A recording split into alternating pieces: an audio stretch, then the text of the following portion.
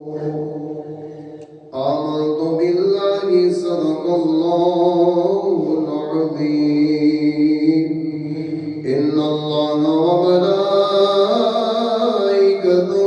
يصلون على النبي يا أيها الذين آمنوا صلوا عليه وسلموا تسليما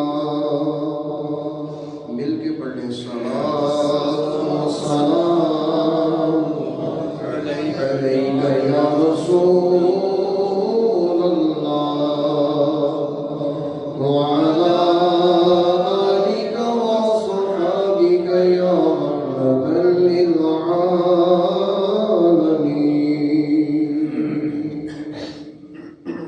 اللہ پاک کی حمد و ثنا اور اس کے پیارے حبیب علیہ السلام کی بارگاہ میں ہدیۃً درود و سلام عرض کرنے کے بعد اللہ پاک کی بارگاہ میں ایک التجا ہے، خالق کائنات ہم سب کا مل بیٹھنا اپنی بارگاہ میں قبول فرمائے۔ دنیا کے اندر انسان جب تک ہے ہر بندے کو دعوت ہے کہ وہ اللہ پر ایمان رکھے اور مصطفیٰ کریم علیہ السلام کو اپنی زندگی میں یاد رکھے، اسلام کے عین اصولوں کے مطابق زندگی گزارے۔ ہر بندے کو دعوت ہے، لیکن جو مرد ہیں وہ مسجد میں آ جاتے ہیں، قرآن سننے کا موقع مل جاتا ہے، حدیث سننے کا موقع مل جاتا ہے، بچے بھی آ جاتے ہیں، جوان بھی آ جاتے ہیں، بوڑھے بھی آ جاتے ہیں، یا کسی محفل میں چلے جاتے ہیں، یا کوئی ایسا موقع بن جاتا ہے مدرسے میں، جامعات میں، لیکن جو عورتیں ہوتی ہیں ان کے لیے دین سیکھنے کے مواقع ذرا کم ہوتے ہیں، تو پھر دین کی ضرورت تو مرد کو بھی ہے عورت کو بھی ہے۔ اسلام مرد کے لیے بھی ہے عورت کے لیے بھی ہے، دین کے احکامات مردوں کے لیے بھی ہیں عورتوں کے لیے بھی ہیں، تو پھر ان عورتوں کو کون سمجھائے گا؟ ان کا ذہن کون بدلے گا؟ ان کو بدلنے کا طریقہ کیا ہے؟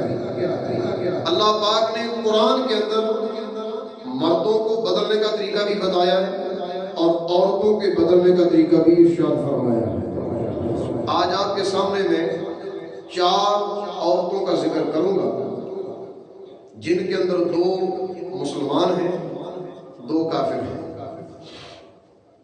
اور جو کافر ہیں ان کا کفر بھی بڑا عجیب ہے، اور جو 2 مسلمان ہیں ان کا اسلام بڑا حسن والا ہے، بڑا حسن والا، گویا کہ وہ 2 قابل فخر ہیں، اور اگر 2 کافرہ عورتوں کو دیکھا جائے تو بڑی عجیب ہے، انہوں نے کفر بڑا عجیب کیا، کفر بنتا نہیں تھا پھر بھی کیا، تو اللہ پاک نے ان دونوں کے لیے جہنم، اور جنہوں نے اسلام کے اندر حسن میں زندگی کو بسر کیا ان کے لیے جنت کا ذکر فرمایا۔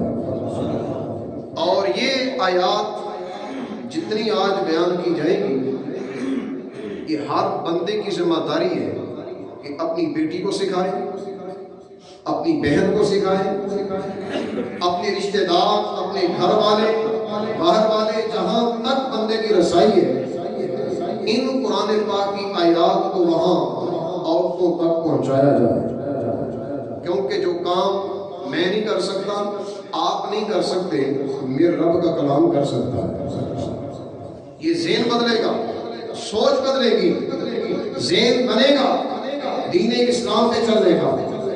آج بے حیائی کا دورہ ہے، عورت سر پہ دوپٹہ لینا عیب سمجھتی ہے، صحیح کپڑے پہننا معیوب لگتا ہے، وجہ دل کے اندر اسلام نہیں، اسلام کو سیکھا نہیں، قرآن کو پڑھا نہیں، اگر پڑھا ہوتا تو پھر اس طرح کی حالت نہ ہوتی۔ اللہ پاک نے قرآن میں کہا ہے، سنیے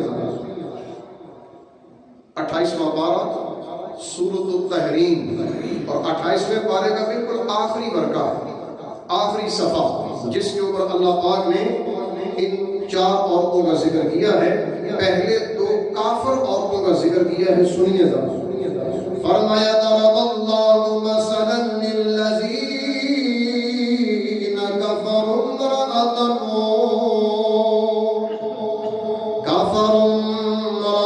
نوح وامرأۃ لوط كانتا تحت عبدين من عبادنا الصالحين۔ ارشاد فرمایا ضرب اللہ مثلا، اللہ پاک نے قرآن کے اندر مثال بیان کی ہے، للذین، ان لوگوں کی جنہوں نے کفر کیا، کافروں کی مثال بیان کی، اور فرمایا کافروں میں سے کون؟ عورتیں۔ پہلی عورت کفروا امرأۃ نوح، حضرت نوح علیہ السلام کی بیوی، نوح علیہ السلام کی بیوی۔ نوح اللہ کے نبی، اور نبی بھی ایسے لاجواب جنہوں نے 950 سال اللہ کے احکامات لوگوں تک پہنچائے۔ کتنے 100 سال؟ بولو کتنے؟ 950 سال۔ علماء فرماتے ہیں 1200 سال آپ کی ایج ہے، 4 بیویاں ہیں، 4 ہی بچے ہیں، 3 بیویاں ایمان والی ہیں، 1 بیوی کافرہ ہے۔ تو جو کافرہ ہے اس کا کفر پھر تعجب والا ہوا نا، کہ اللہ کے نبی کی بیوی ہو کر بھی اللہ کے نبی پر ایمان نہیں لائی، قریب رہ کے بھی دور ہے۔ ایسی بدبخت کہ جو قریب رہ کے بھی دور ہے۔ اس کی مثال یوں بن سکتی ہے، پیاس بھی لگی ہو، پانی بھی سامنے ہو، بندہ پیے نہ، پینے کا بھی اختیار ہو، پی سکتا ہے، پیتا نہیں ہے، تو پانی کا قصور ہے یا کہ پینے والے کا قصور ہے؟ یقیناً پینے والے کا قصور ہے۔ اللہ کے نبی جلیل القدر، اللہ پاک نے آپ کو علم بھی دیا تو اعلیٰ، حسن بھی دیا تو سب سے اعلیٰ۔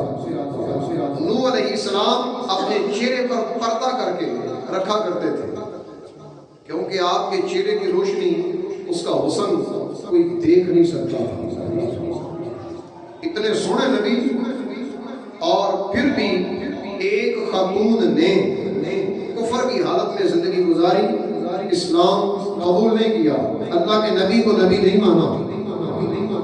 اس کا نام تھا حضرت اماں عائشہ صدیقہ روایت کرتی ہیں اس کی وضاحت میں کہ ایک دن جبریل آئے میرے آقا کی بارگاہ میں، فَأَخْبَرَهُ أَنَّ اسْمَ امْرَأَتِ نُوحٍ وَاغِلَةٌ، کہ حضرت جبرائیل نے نبی پاک کی بارگاہ میں آ کر یہ نام بتایا کہ حضرت نوح علیہ السلام کی جو بیوی جو تھی، جو کافرہ تھی، اس کا نام تھا واغلہ، واغلہ غین کے ساتھ، واغلہ اس خاتون کا نام ہے جس نے کفر کیا اور کفر کی حالت میں زندگی گزاری۔ اسم امرأۃ لوط، اور دوسری خاتون کا نام ہے والہا، جو کہ حضرت لوط علیہ السلام کی بیوی ہے۔ ایک نوح علیہ السلام کی بیوی، ایک لوط علیہ السلام کی بیوی، دونوں کا کفر ہے نا تجربہ کہ دونوں اللہ کے نبیوں کی بیوی ہیں۔ اس کے علاوہ مفسرین لکھتے ہیں کہ اس کے علاوہ واحد دنیا میں یہ 2 خاتون ہیں جو اللہ کے نبی کی بیویاں ہیں اور بیوی ہونے کے باوجود بھی کفری ہے، مسلمان نہیں ہے۔ ان کے علاوہ روئے زمین پر کوئی نبی ایسا نہیں کہ جس کی بیوی کافرہ ہو۔ بس یہی تو بدبخت ہیں کہ جنہوں نے نبی کے ہوتے ہوئے بھی ان کو نہیں مانا۔ بعضوں کی عادت ہوتی ہے کہ بعض ہوتی ایسی ہیں کہ ماننا ان کی فطرت میں ہے ہی نہیں، اپنے آکڑ میں، تکبر میں، غرور میں اچھائی کو بھی برائی سمجھتی ہے۔ تو یہی ان کی عادت تھی۔ اللہ کے نبی کے پاس رہ کے بھی وہی بات، پیاس بھی لگی ہے، پانی بھی پینا نہیں ہے، وہ اپنی آکڑ ہے، غرور ہے، تکبر ہے، ملا گیا کچھ بھی نہیں، دنیا سے گئی کچھ بھی حاصل نہیں کیا۔ اور پھر جو حضرت نوح علیہ السلام کی بیوی تھی کافرہ، جس کا نام ہے واعلہ، اس کا ایک بیٹا تھا، وہ بھی کافر تھا، اس کا نام تھا کنعان۔ سمجھ میں یہ آیا اگر ماں اچھی ہو تو بیٹا بھی اچھا ہی ہوتا ہے۔ ماں کے ذہن میں بدبختی چلے تو بیٹا بھی بدبختی پیدا ہوتا ہے، کیونکہ بیٹا جب شروع سے پیدا ہوتا ہے تو کوئی بھی بدبخت نہیں ہوتا۔ کسی کے ہاں چھوٹا بچہ پیدا ہو جائے تو بدبخت نہیں ہوتا، یہ اس کے والدین ہی ہوتے ہیں جو اس کو کافر بنا دیتے ہیں، کوئی مسلمان بنا دیتے ہیں۔ تو اگر ماں کافرہ ہو، ماں اسلام کی دشمن ہو، پھر حالت یہی ہوتی ہے، اولاد کبھی بھی سدھر نہیں سکتی، اسلام پہ آ نہیں سکتی، ان کی زندگی اسلام کے خلاف ہی گزرتی ہے۔ تو یہاں پر ایک مثال بیان کی، فرمایا دیکھو ذرا نوح علیہ السلام کی بیوی جس کا نام واعلہ ہے، کافرہ ہے، نبی کے ہوتے ہوئے بھی فیض نہیں لیا، قریب رہ کے بھی محروم، ایسی عجیب خاتون ہے۔ تو اللہ پاک نے ارشاد فرمایا کانتا تحت عبدین من عبادنا صالحین، ارشاد فرمایا کہ یہ دونوں بیویاں ہیں ہمارے دو نیک بندوں کی، نیک بندوں کی۔ نبی ہوتا ہی نیک ہے، نبی گناہ سے معصوم، گناہ کر ہی نہیں سکتا، گناہ ہو ہی نہیں سکتا، نبی کے پاس گناہ آتا ہی نہیں۔ تو حضرت لوط بھی شان والے، حضرت نوح بھی شان والے، لیکن جو ان کے قریب رہ کے بھی ان سے محروم رہے وہ بدبخت ہے۔ یقیناً ہی بڑا عجیب ہے کہ جس نے اتنا قریب ہو کے بھی کچھ نہیں دیکھا۔ جیسے مثال دیتا ہوں، ایک بندے کے پاس ایک بندہ آیا تھا، اس نے کہا مولانا صاحب یہ بتاؤ خواجہ بایزید بستامی کو دیکھ کر کیا ملتا ہے؟ آپ نے فرمایا جنت۔ خواجہ بایزید بستامی کو دیکھے تو جلدی۔ کہا یہ کیسے؟ وہ اللہ کے بندے ہیں، اور بندے کو دیکھ کر بندہ جلدی کیسے ہو گیا؟ ابو جہل بھی تو تھا جس نے مصطفیٰ کو دیکھا، جنتی تو نہیں۔ تو پھر خواجہ بایزید بستامی کو دیکھنے والا جنتی کیسے؟ تو مولانا صاحب کہنے لگے ارے تو سمجھا ہی نہیں، ابو جہل نے تو مصطفیٰ کو دیکھا ہی نہیں، اگر دیکھ لیتا تو کافر نہ رہتا، جنتی ہو جاتا۔ دیکھا تو ہے صدیق اکبر نے، دیکھا تو ہے فاروق اعظم نے، دیکھا تو ہے مصطفیٰ کی یاروں نے، ابو جہل نے تو دیکھا ہی نہیں، اس نے تو دیکھا تھا صرف بھتیجے کو، صرف بھتیجا ہونے کے ناطے سے، چاچا ہے، بھتیجا ہے۔ اگر مصطفیٰ کی نبوت کو مان لیتا تو جہنمی نہ رہتا، اس کا مطلب اس نے پہچانا ہی نہیں، قریب رہ کے بھی دور ہی رہا۔ اس عورت نے بھی پہچانا ہی نہیں، قریب رہ کے بھی دور ہی رہی، محروم ہی رہی۔ ایسی خاتون نہیں ہونی چاہیے کہ جو اچھوں کے اندر رہ کے بھی بری رہے، اس کی خصلت بھی بری رہے، ایسی خاتون نہیں ہونی چاہیے، ایسی بیٹی نہیں ہونی چاہیے، ایسی بیوی نہیں ہونی چاہیے، ایسی ماں بھی نہیں ہونی چاہیے۔ بندے کو ایسی خاتون اختیار کرنی چاہیے جس کے دل کے اندر اس طرح کی بات نہ ہو کہ اپنے نبی کی مخالفت کرے، کیونکہ اللہ پاک نے صراحتاً کہہ دیا ایسی عورت بدبخت ہے جس نے اللہ کے نبی کی بات کو تسلیم نہیں کیا۔ اور مثال کے طور پہ فرما دیا نوح علیہ السلام کی بیوی، دیکھ لو نوح علیہ السلام کی بیوی کا ذکر آج بھی ہے صرف اس لیے تاکہ دنیا کی خاتون کو سمجھایا جائے کہ اگر زندگی گزارنی ہے تو اللہ کے نبی کی مخالفت میں نہیں، ان کی فرما برداری میں۔ مخالفت کرنے والی یہ خاتون اور ایک حضرت لوط علیہ السلام کی خاتون۔ اب ان دونوں کا گناہ کیا تھا؟ نافرمانی کیا تھی؟ نافرمانی یہ تھی، علماء نے لکھا ہے تفسیر قرطبی میں، علامہ صاحب لکھتے ہیں نوح علیہ السلام کی جو بیوی تھی وہ کہتی تھی میرا شوہر مجنون ہے، دنیا والوں کو کہتی تھی میرا شوہر مجنون ہے، پاگل ہے، معاذ اللہ، اس کو سمجھ ہی کوئی نہیں، یہ مجنون ہے، اس کے قریب نہ جاؤ، اس کی بات نہ مانو، اس طرح کے بکواس اپنے منہ سے کرتی ہے۔ ظاہری بات ہے جملہ اگر اس طرح کا ہو تو پکڑ ہو جاتی ہے، تو جب اس طرح کا جملہ بولا اسلام سے خارج ہو گئی، کافر بن گئی، اور اللہ پاک نے اس کا انجام کیا کیا؟ انجام بھی آگے بیان کیا۔ اور لوط علیہ السلام کی جو بیوی تھی اس کا کام کیا تھا؟ جو لوگ بدکاری کرتے تھے یہ ان کی رہنمائی کرتی تھی۔ جو لوگ بدکاری کرتے مرد مرد کے ساتھ بدفیری کرتے ان کی رہنمائی کرتی، خدا ہے خدا ہے خدا ہے۔ تو گناہ اگرچہ نہیں کرتی تھی لیکن گناہ کے اوپر رہنمائی کرتی تھی۔ تو جو گناہ کے اوپر رہنمائی کرنے والا ہو گناہ پہ راضی رہے، برابر کا مجرم ہے۔ اس لیے اس طرح کا فعل بھی نہیں آنا چاہیے۔ اب دیکھیں ایک بندے کی بیٹی ہے، سر پہ دوپٹہ نہیں لیتی، گناہ ہے، باپ اس کو منع بھی نہیں کرتا، اس کا مطلب باپ بھی برابر کا شریک ہے۔ ایک بندے کی بیوی ہے، اپنا لباس صحیح نہیں، بے پردگی والا لباس ہے، مرد منع نہیں کرتا، برابر کا شریک ہے، برابر کا گناہگار ہے۔ یہ جو سزا خاتون کی وہی سزا شوہر کی۔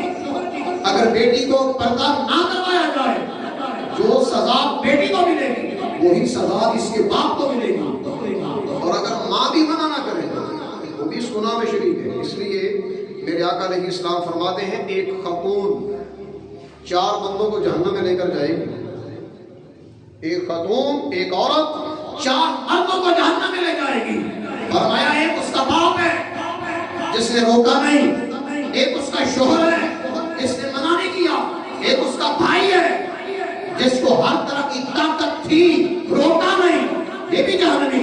فرمایا ایک اس کا شوہر ہے۔ 4 ہی رشتے ایسے ہوتے ہیں جو عورت کے بڑے قریبی ہوتے ہیں۔ اگر یہ بدلنا چاہیں تو بدل سکتے ہیں، یہ تبدیلی لانا چاہیں تو بدل سکتے ہیں، معاشرہ سدھر سکتا ہے، ایک خاتون باپردہ ہو سکتی ہے۔ اور اگر یہ چاروں خراب رہے تو پھر کچھ نہیں ہو سکتا۔ اس کا انجام وہی ہے جو آپ نے سن لیا کہ خاتون منہ سے رہنمائی کرتی تھی، بدفیری کے اوپر رہنمائی کرتی تھی، لوط علیہ السلام کی بیوی، دونوں کا انجام کیا ہوا؟ اللہ پاک نے ارشاد فرمایا یہ دونوں عورتیں ایسی ہیں فَلَمْ يُغْنِيَا عَنْهُمَا مِنَ اللَّهِ شَيْئًا، ان کو اللہ کی اس طریقے پر نافرمانی کرتے ہوئے حیا بھی نہیں آئی، ان کے دل میں غیرت بھی نہیں آئی کہ اللہ کا نبی پاس ہے، اتنا سونا نبی پاس ہے اور اتنا قریب ہوتے ہوئے بھی اتنی جرت، کیسی بدبخت خاتون ہے یہ۔ فرمایا پھر اس کا انجام سنو، فرمایا وَقِيلَ ادْخُلَا النَّارَ مَعَ الدَّاخِلِينَ، فرمایا قیل، جب یہ دونوں عورتیں مر گئیں تو ان کو کہا گیا ادخلا النار، جاؤ جہنم میں داخل ہو جاؤ، دونوں جاؤ، تم جہنمی ہو، جہنم میں داخل ہو جاؤ، مع الداخلین، جہنمی لوگوں کے ساتھ، جہاں جہنمی جا رہے ہیں تم بھی جاؤ ان کے ساتھ۔ آج سوچ لو کیا ہماری بیٹی، ہماری بہن، ہماری پھوپھی، ہماری خالہ، جتنے رشتہ دار ہیں، کیا کوئی خاتون ایسی تو نہیں جو نبی پاک کی گستاخ ہو، صحابہ کی گستاخ ہو، اہل بیت کی گستاخ ہو، قرآن کی منکر ہو، یا بے عمل ہو، اس کے سینے میں عمل کرنے کا ذوق ہی نہ ہو، شادی کا موقع آ جائے برہنہ ہو جائے، کپڑے پہن کر بھی برہنہ رہے۔ تو سن لو صحیح مسلم کی روایت ہے، نبی مکرم صلی اللہ علیہ وسلم نے ارشاد فرمایا ایسی عورت ایسے زمانے میں پیدا ہوگی، ایک زمانہ لازمی آئے گا کپڑے پہن کر بھی برہنہ، مائل کرنے والی، مائل ہونے والی۔ فرمایا اس کا جو سر کا جوڑا ہے، جوڑا سر کے بال بغتی اونٹ کی کوہان کی طرح اٹھے ہوئے ہوں گے، بے پردہ، مطلب اس کا بے پردہ۔ فرمایا ایسی خاتون جنت کی خوشبو بھی نہیں سن سکے گی، جنت کی خوشبو بھی نہیں آئے گی ایسی عورت کو۔ تو ہمارے خاندان میں ایسی خاتون نہیں ہونی چاہیے، اگر کوئی ہے اس کے اندر تبدیلی لانا یہ باپ کی ذمہ داری ہے، بھائی کی ذمہ داری ہے، یہ شوہر کی ذمہ داری ہے، یہ بیٹے کی ذمہ داری ہے کہ اپنی ان خاتون کی اصلاح کرے، ان کو بدلے، ان کہ رب تعالیٰ نے فرمایا قوا انفسکم واہلیکم نارا وقودها الناس والحجارہ، ارشاد فرمایا اپنے آپ کو اپنے گھر والوں کو اس آگ سے بچاؤ جس کا ایندھن آدمی بھی ہیں پتھر بھی ہیں، اس آگ سے بچاؤ۔ اور بچانا کیسے ہے؟ ذرا نیک لوگوں کا بھی ذکر کر لوں، اور نیک لوگوں میں سے ایک خاتون کا نام ہے حضرت آسیہ۔ حضرت آسیہ بیوی کس کی ہے؟ فرعون کی۔ فرعون رب ہونے کا دعویٰ کرنے والا، رب کا دشمن، جس کی دشمنی کا رب نے قرآن میں نام دیا یہ میرا دشمن ہے، اور دشمن کے گھر میں عیسیٰ علیہ السلام کی پرورش ہوئی، لیکن گود کس کی تھی؟ پھوپھی جان کی، موسیٰ علیہ السلام کی پھوپھی جان حضرت بی بی آسیہ، فرعون کی بیوی، پکی ایمان والی، موسیٰ علیہ السلام سے ایمان لائی، اللہ کی نیک بن گئی۔ فرعون کو پتہ چلا تو فرعون نے اپنے چیلوں چمچوں سے پوچھا کہ ایسی خاتون کا علاج کیا ہونا چاہیے، کیا کہتے ہو، تمہارا کیا خیال ہے؟ تو قوم کے رؤساء سردار کہنے لگے ایسی خاتون کو مار دیا جائے۔ اس نے کیا کیا؟ سخت دھوپ کے اندر الٹا لٹایا، سخت دھوپ کے اندر الٹا لٹایا، ہاتھوں کے اندر کیل پھونک دی، ہاتھوں کے اندر، خاتون ہے ہاتھوں کے اندر کیل ٹھونک دی، ان کی پیٹھ پر چکی وزنی پتھر کی رکھی، اتنی شدت، ادھر سے گرمی کی شدت، ادھر سے کیل ٹھونکنے کی شدت، ادھر سے وزن کی شدت، نازک سا بدن، اتنا ظلم، نازک سا بدن ہے، اتنا ظلم۔ جب اتنا ظلم کیا فرعون نے تو حضرت بی بی آسیہ مسکرانے لگی، اتنے مشکل میں بھی مسکرائی۔ فرعون کو بڑا غصہ آیا، اس نے کہا دیکھو کیسی پاگل خاتون ہے، اتنی مشکل کے باوجود بھی ہنس رہی ہے۔ فرمایا ہنسی اس لیے ہوں کیونکہ رب نے میری بات کو مان لیا ہے۔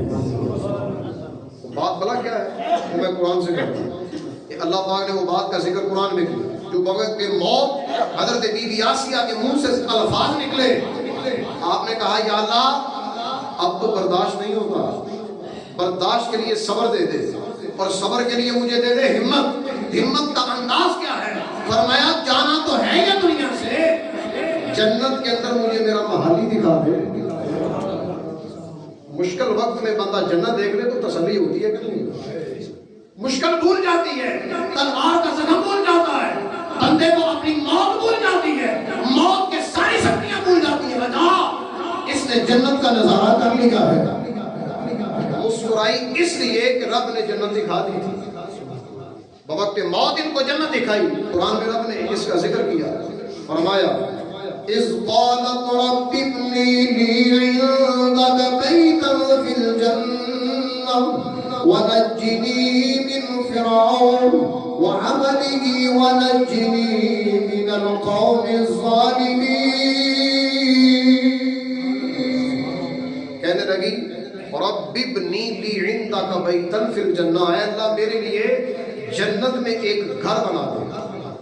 اس وقت کہا اتنے مشکل وقت میں کہا یہ میرے لیے گھر بنا دے، وَنَجِّنِي مِنْ فِرْعَوْنَ، اس کمینے فرعون سے نجات دے دے، وَعَمَلِهِ، اس کے ان برے کاموں کی وجہ سے مجھے نجات دے دے، اب مجھے برداشت نہیں ہوتا۔ وَنَجِّنِي مِنَ الْقَوْمِ الظَّالِمِينَ، اے اللہ یہ ساری قوم ہی ظالم ہے، اس قوم ظالم کے اندر رہنا بنتا نہیں، اب مجھے یہاں سے نجات دے دے۔ تو رب تعالیٰ نے نجات کیا دی؟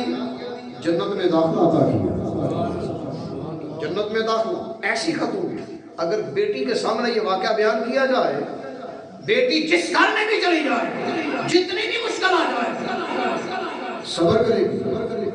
کیوں؟ بی بی آسیہ کی کہانی اس کے سینے میں ہے، قرآن نے اس کی اصلاح کی ہے، بار بار یہ بیٹی پڑھتی رہے، گھر کے اندر کبھی جھگڑا نہیں آئے گا، بے سکونی نہیں آئے گی، شیطان ناچے گا نہیں، ساری زندگی امن اور سکون میں گزرے گی۔ اور چوتھی عورت حضرت مریم بنت عمران، حضرت عمران کی بیٹی حضرت مریم، فرمایا التی احسنت فرجہا، ایسی خاتون جس نے اپنی شرمگاہ کی حفاظت کا حق ادا کر دیا، ایسی پاک ذہن والی، ایسی پاک بدن والی، تو پھر اللہ نے ان کی گود کے اندر بھی پاک سا بیٹا ہی عطا کیا۔ ماں پاک ہو، پاک ذہن والی ہو، اولاد بھی پاک ہو جاتی ہے۔ آج اگر ماں کا ذہن پاک رہے، بیٹی کا ذہن پاک کیسے نہیں ہوتا؟ بیٹے کا ذہن پاک کیسے نہیں ہوتا؟ اصل خرابی اصل میں ہے۔ اصل کی خرابی دور ہو جائے، فرا کی خرابی آپ ہی دور ہو جاتی ہے۔ ماں باپ صحیح ہو جائیں، اولاد کیسے صحیح نہیں ہوتی؟ اس لیے میرے آقا علیہ السلام نے فرمایا 4 خاتون ہیں دنیا میں جن کو اللہ نے پوری دنیا کی عورتوں پر اعلیٰ اور افضل بنایا۔ ایک حضرت مریم، ایک بی بی آسیہ، اور ایک میری زوجہ حضرت خدیجہ، اور ایک میری بیٹی سیدۃ النساء فاطمہ الزہرا۔ اپنی اولاد کو، بیٹیوں کو، اپنے رشتہ داروں میں جتنی خاتون ہیں، ان 4 عورتوں کی باتیں بار بار سناتے رہا کرو، انشاءاللہ اصلاح ہوتی رہے گی۔ اللہ پاک ہم سب کو اس پہ عمل کرنے کی توفیق عطا فرمائے۔ وآخر دعوانا الحمدللہ۔